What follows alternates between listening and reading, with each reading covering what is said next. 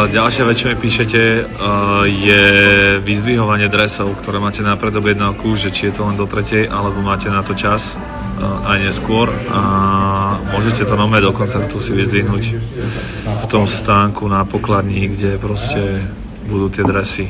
Takže pohoda úplná. Je to všetko preto od rána do tej 3. hlavne orientované, aby sa to stihlo pred show, lebo od 4. sa začína napúšťať do štadióna, aby tam nevznikol chaos, že si tam budete ešte behať po dresoch, keď už máte ísť donútra. Čiže aj tie príchody si orientujte skôr, jak na tú 3., 4., dobre?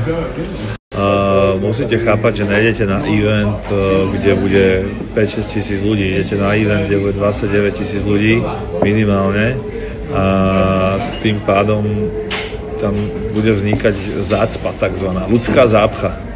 Zácpa je značkou, alebo zácpa je s dopravou.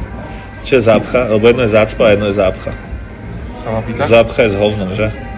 Tak zácpa, ľudská zácpa tam vznikne.